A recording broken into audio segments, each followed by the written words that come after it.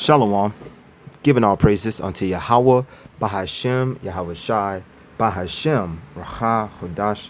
Honors be to the elect elders of the nation of Israel that teach with all truth and sincerity. Shalom to you, Akim, your hopeful elect that pushes truth with all truth and sincerity, making your bodies a living sacrifice on the highways and the hedges.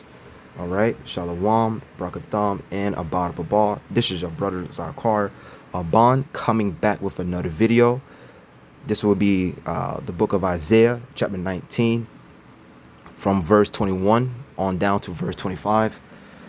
Pretty much, there was the other day on the highways and the hedges, you know, with the Akim.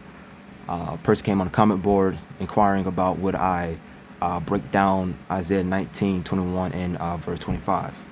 So through the Spirit, I decided to do the sit down for that. And I don't want to watch just be edifying. So matter of fact, let's grab the book of Hosea, chapter 12, before I get into Isaiah 19 and verse 21 on down. All right, because ultimately, when you read the scriptures, you can't look at, you know, everything as what face value. All right, because the Most High speaks in what parables and similitudes. So this is the book of Hosea, chapter 12 and verse 10. I have also spoken by the prophets, and I have multiplied visions and used similitudes by the ministry of the prophets. Let's get the word for similitude.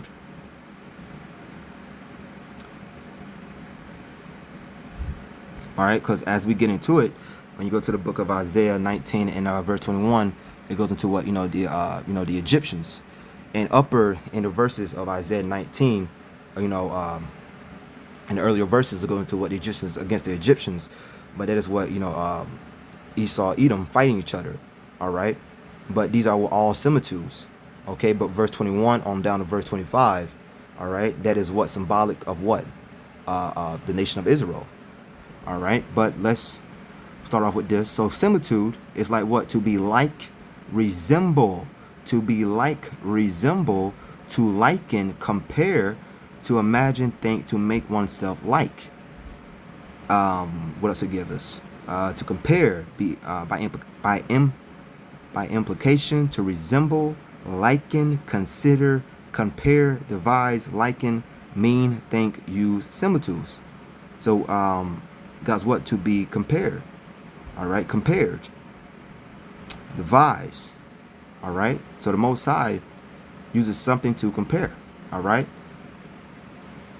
and also let's grab the book of Matthew. All right, because the Most High speaks in what? In parables. Matthew chapter 13 and verse 10 and verse 11. And the disciples came and said unto him, Why speakest thou unto them in parables? He answered the Shaushai and said unto them, Because it is given unto you to know the mysteries of the kingdom of heaven, but to them it is not given.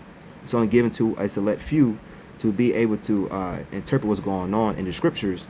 All right, through the Holy Spirit given to them by who? Yahweh or Yahweh Shai. This is not for every person, all right, every Israelite to receive.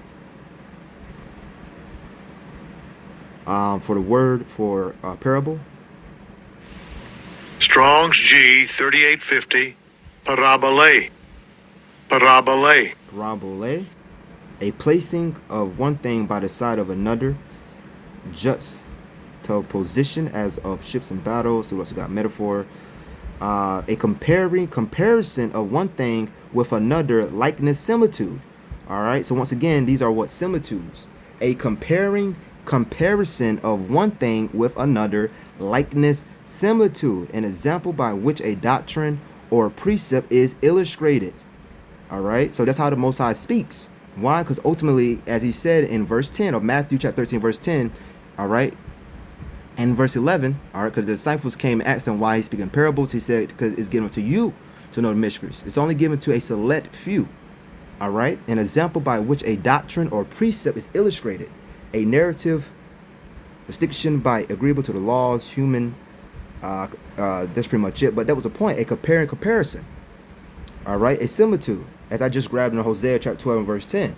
So now that we understand that Most High speaks in similitude and parables, all right, and we understand that he uses something to compare with something. Now let's go to the book of Isaiah chapter 19, and let's start at verse 21. Just gonna skip on down. It's the book of Isaiah, chapter 19 and verse 21. Okay, and it reads,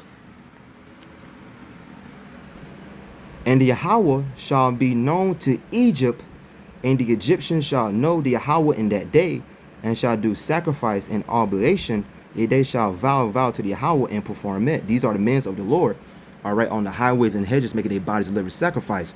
Romans chapter 12 and verse 1. All right, and what does Egypt represent? It represents bondage. Okay. Matter of fact, let's grab that. Book of Exodus, chapter 20. And be real fast with it.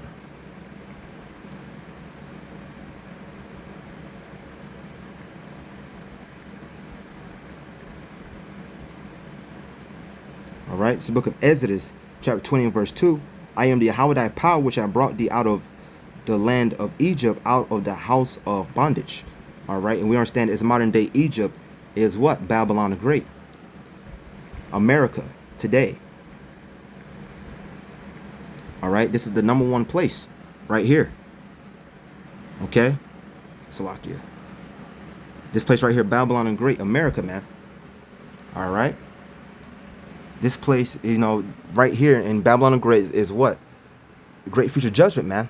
Heavy, heavy judgment coming to America.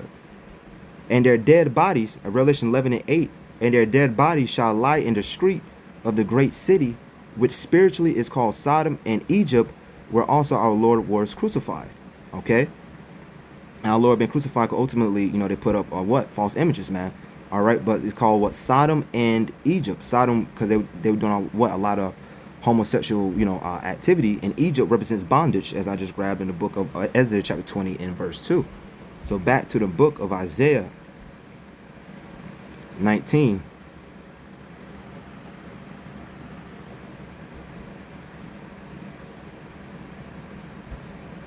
"And the Yahweh shall be known to Egypt, and the Egyptians shall know the Yahweh in that day, and shall do sacrifice and oblation.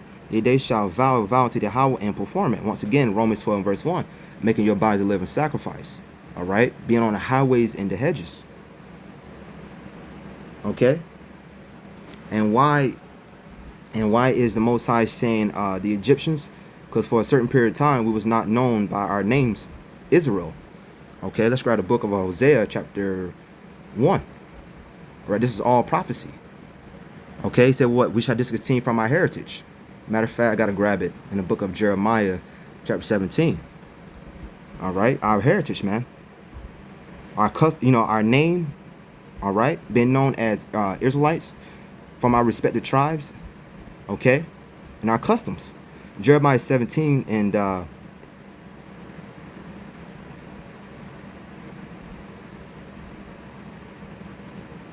Jeremiah 17 and verse 4.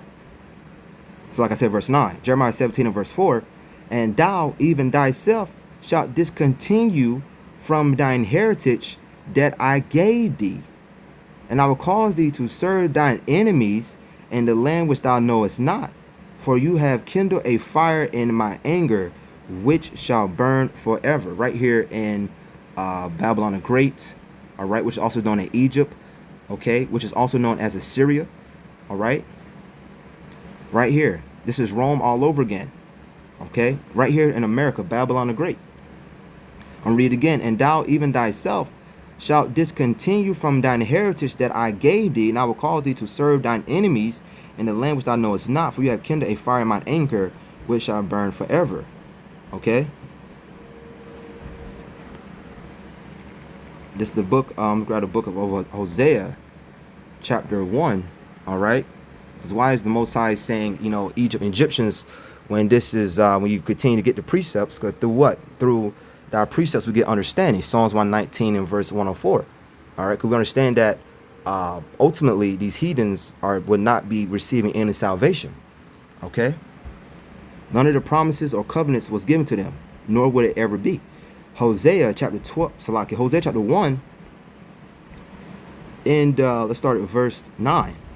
"Then said Most High, call his name Lo Ami, for you are not my people, and I will not be your God, your power." Okay.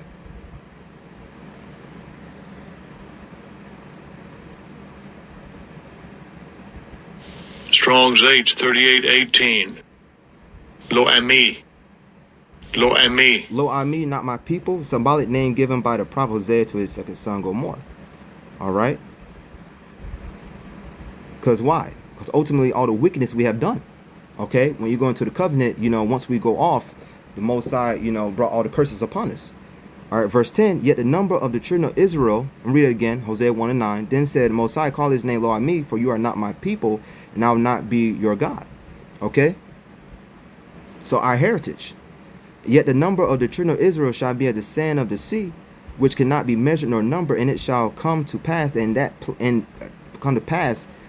in the place where it was said unto them, you are not my people, there shall be said unto them, you are the sons of the living power. Then shall the children of Judah and children of Israel be gathered together and appoint themselves one head, and they shall come out of the land, for great shall be the day of Jezreel.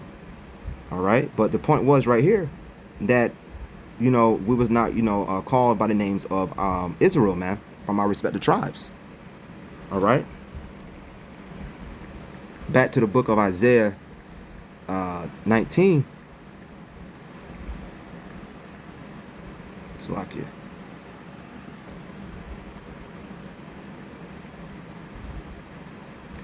Read one more time. The Yahweh shall be known to Egypt, and the Egyptians shall know the Yahweh in that day, and shall do sacrifice and oblation. Yea, they shall vow to the Yahweh and perform. Once again, doing being part of this ministry, doing a work.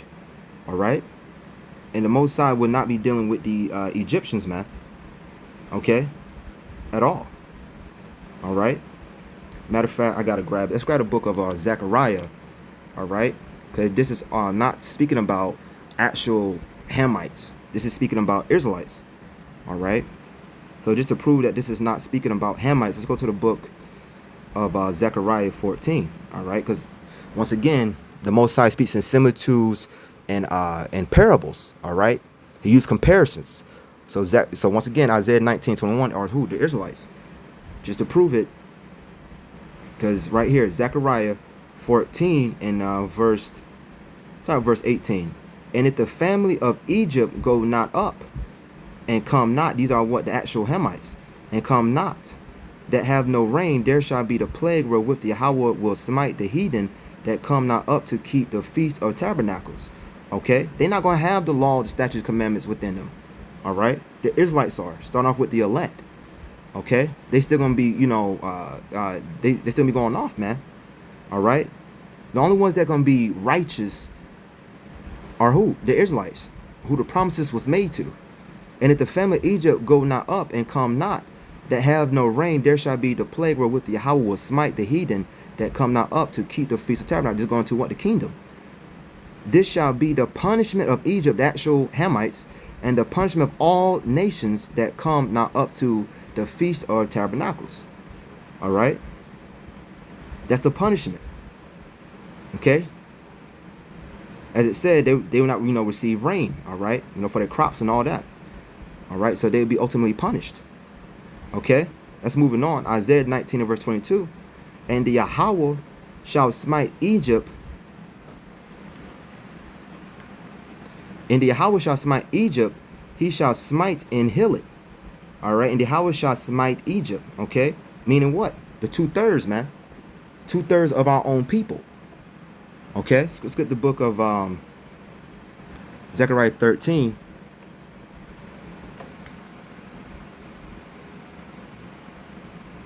Let's get the book of Zechariah 13.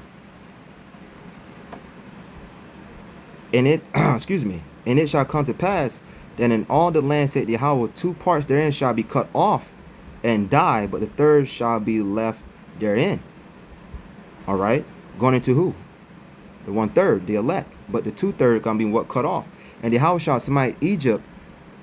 He shall smite and heal it. He shall smite Egypt. Okay, he shall smite, meaning what? The 2/3 and heal it.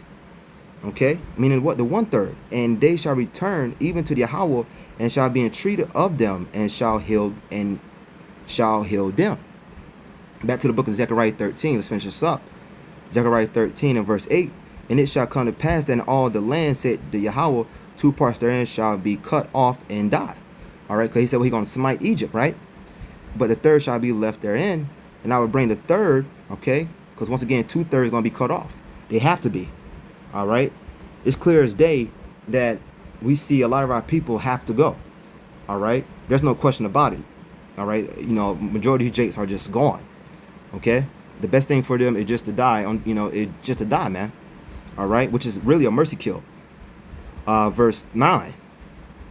But the third shall be left therein, and I will bring the third part through the fire, and will refine them as silver is refined, and will try them as gold is tried. And they shall call on my name, and I will hear them. I will say, it is my people, and they shall say, the Yahweh is my power. All right, and this fire and being refined is ultimately us making our bodies a living sacrifice. Romans 12 and verse 1. All right, Acts 14 and verse 20. Acts 14 verse 22. All right, with much trial and tribulation shall we enter into the kingdom. All right, us being out there, as they say in the world, on front street, man, doing the work, in season, out of season, being diligent. All right, catching it in the truth, carrying our cross, which goes into what? Carrying our burdens. All right, continuing on, pushing. Okay. So, and I will bring a third part through the fire, and will refine them as silver is refined, and will try them as gold is tried. Because what? Most High said, he will heal it. Meaning what? That third part, that remnant. Okay, the remnant. And I will bring the third part through the fire, and will refine them as silver is refined, and will try them as gold is tried. They shall call on my name, and I will hear them. I will say, it is my people, and they shall say, the Yahweh is my power. All right, because it said right here, and the Yahweh shall smite Egypt, and the Yahweh shall smite Egypt, he shall smite. All right, that 2/3. And heal it, and they shall return even to the Yahweh, and shall be entreated of them, and shall heal them. Okay, because why? And once again, we are in Egypt, right? This is a land of bondage. All right, the house of bondage, man. Ezra 20 and verse 2. Okay, and that heal it, and that heal it goes into what? That remnant. All right, moving on to verse 23, Isaiah 19 and verse 23. In that day shall there be a highway out of Egypt. Salakia. In that day shall there be a highway out of Egypt to Assyria, and the Assyrians shall come into Egypt, and the Egyptians into Assyria, and the Egyptians shall serve with the Assyrians. All right, stay in the same book. Let's grab the book of let's go to the book of Isaiah. All right, they say, I'm gonna read it one more time. In that day shall there be a highway out of Egypt to Assyria. All right, and that highway goes into what? Deliverance. All right, in that day shall there be a highway out of Egypt to Assyria, and the Assyrians shall come into Egypt, and the Egyptians to Assyria, and the Egyptians shall serve with the Assyrians. Now, let's get some understanding. Because these are what? As we're going to grab in the book of Isaiah chapter 11, verse 11, these are what? The outcast. All right? These are scattered Israelites. This is what happens, Deuteronomy 4 and verse 27. Matter of fact, I got to grab it. These are the curses. All right? Why we, are not in our homeland. It just represents what? The scattering. Deuteronomy 4 and verse 27. All right, being on, even being on the side of the planet, man, America. All right, and the Yahweh shall scatter you among the nations, and you shall be left few in number among the heathen, where the Yahweh shall lead you. All right, the scattering. Now let's get to the book of Isaiah, chapter 11, and verse 11. This is the book of Isaiah.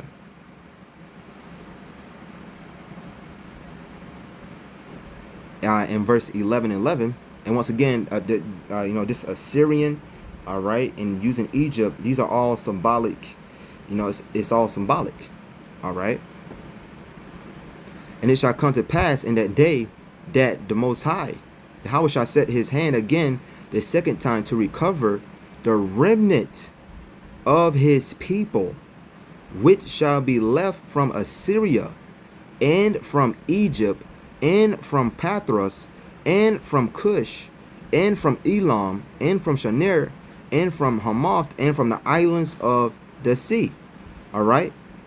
He said, "What? And he shall come to pass in that day that Yahweh shall set his hand again the second time." All right, to recover the remnant of his people. Verse 12.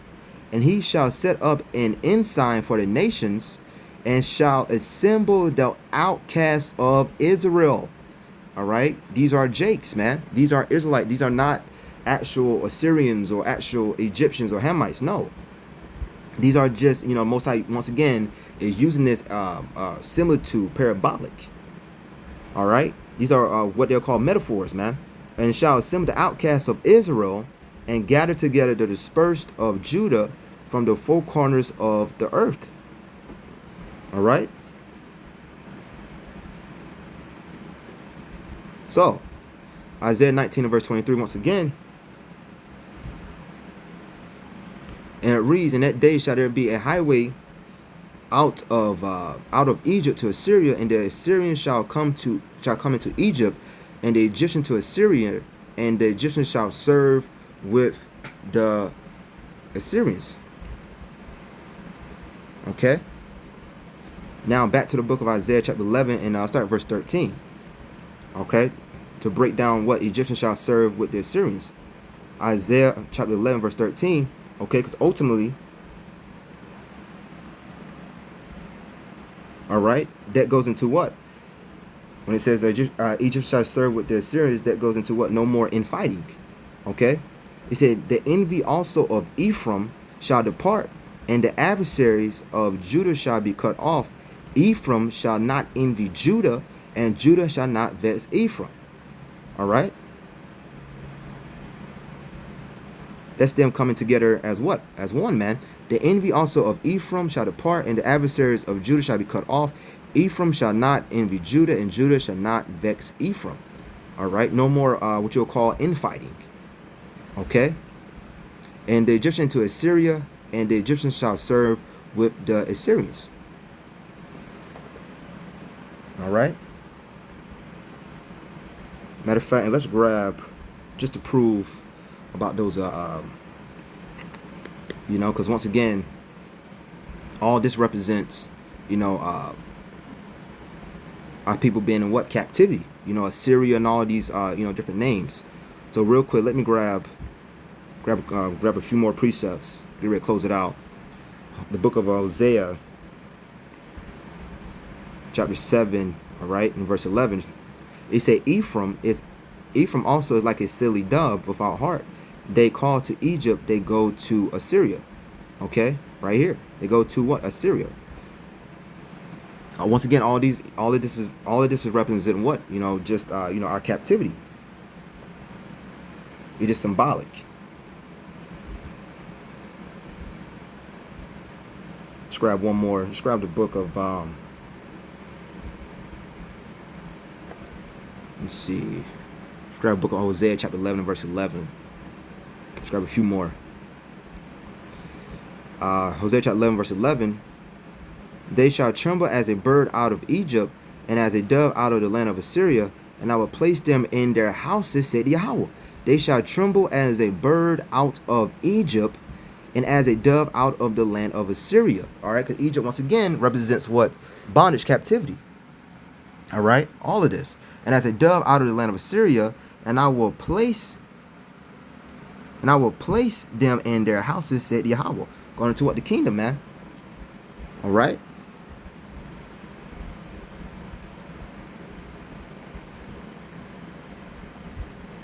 Let's grab one more. Isaiah chapter 27, verse 13. And it shall come to pass in that day that the great trumpet shall be blown, and they shall come which were ready to perish in the land of Assyria, and the outcast in the land of Egypt, and shall worship Yahweh in the holy mount at Jerusalem. Okay? Matter of fact, start verse 12. And it shall come to pass in that day that Yahweh shall be off from the channel of the river to stream of Egypt, and you shall be gathered one by one, O you children of Israel. These are the Israelites, man. Okay? And it shall come to pass in that day that the great trumpet shall be blown, and they shall come which were ready to perish in the land of Assyria, and the outcasts in the land of Egypt, and shall worship Yahweh in the holy mount at Jerusalem. All right. Once again, all of this is talking about, you know, Jake, man, Israel. Okay, just symbolic. Isaiah 19 and 24.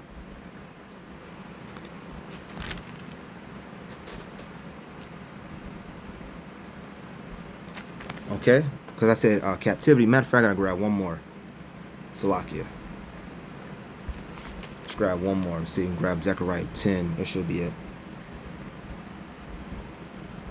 Zechariah 10 and verse 10. All right.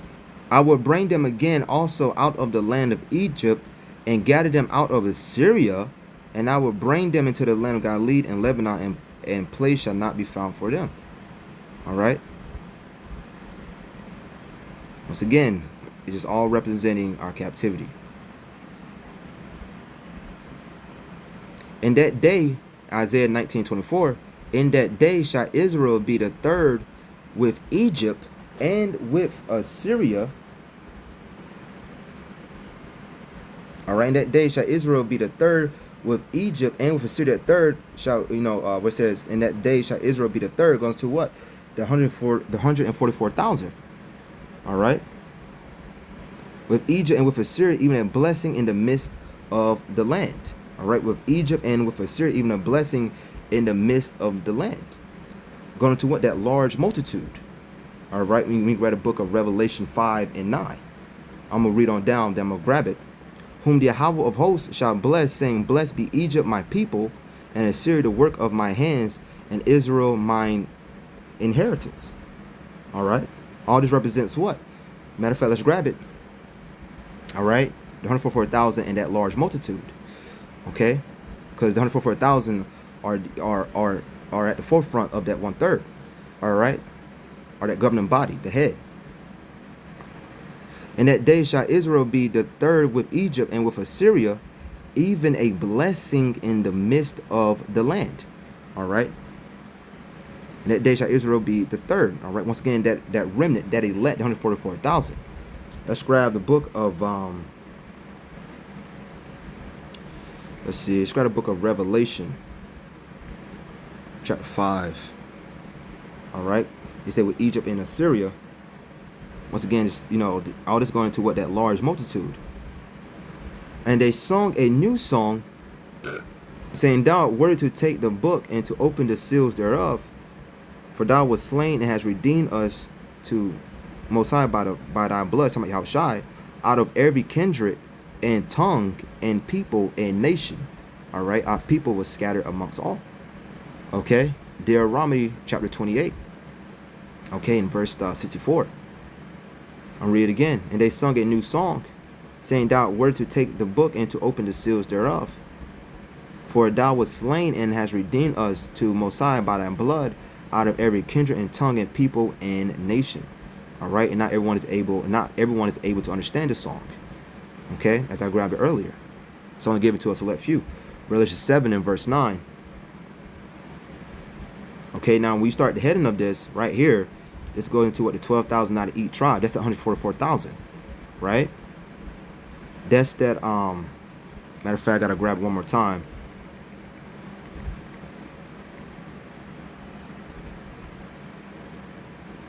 Isaiah 19 and verse 24. In that day shall Israel be the third with Egypt. All right. In that day shall Israel be the third with Egypt. Okay. That's that 12,000 out of each tribe. And with Assyria, even a blessing in the midst of the land. All right. Whom the Yahweh of hosts shall bless, saying, blessed be Egypt, my people, and Assyria, the work of my hands, and Israel, mine inheritance.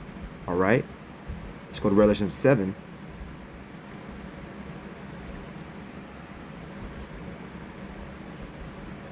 Okay, now once again,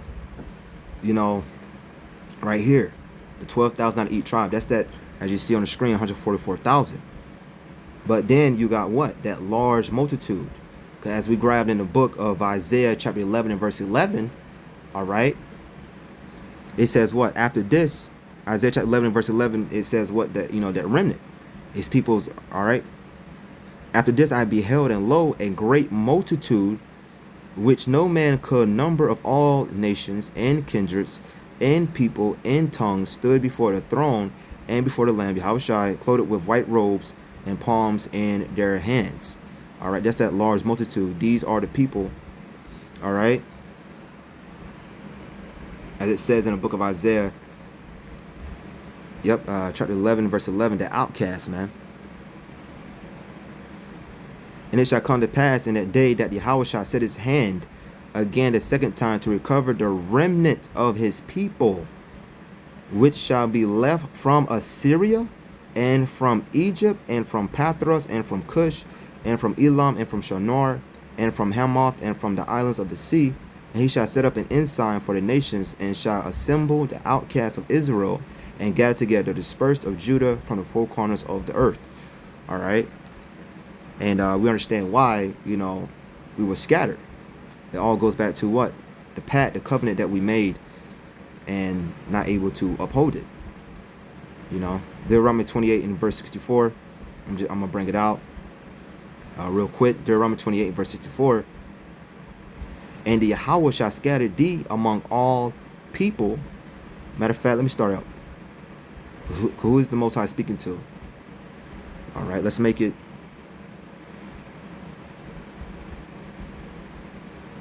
Let's make it clear. All right. He's speaking to who? Israel, man. I'm going to find it. Salakia. All right. Matter of fact, let's start out. Deuteronomy 28:64. Okay, anyways, it says, and the Yahweh shall scatter thee among all people, from the one end of the earth, even unto the other. And there thou shalt serve other gods, which neither thou nor thy fathers have known, even wood and stone. And pretty much all Jakes, all of us was raised in different customs and different religions, and, you name it. All right. But and Yahweh shall scatter thee among all people. Okay, but now these last days, once again, that remnant has been, has been preserved, man. All right. And Yahweh shall scatter thee among all people from one end of the earth, even to the other, and there thou shalt serve other gods, which neither thou nor thy fathers have known, even wood and stone. Okay. So yeah, so that was, so that's pretty much it for Isaiah 19 and verse 21. It was a little rundown on that, but I brought out Hosea 12 and Matthew 13, 10, and 11 just to prove that the Most High speaks in similitudes and parabolic. He used comparisons. All right, so this is not actual Egyptian; these are the Israelites. Okay, so with that, I'm gonna end it there. I'm gonna give all praises and glory unto Yahweh, Bahashem, Yahweh Shai, Bahashem, Raha, Chodash. Honors be to the elect elders of the nation of Israel that teach with all truth and sincerity. Shalom, Brakatham, and Abba. On to the next.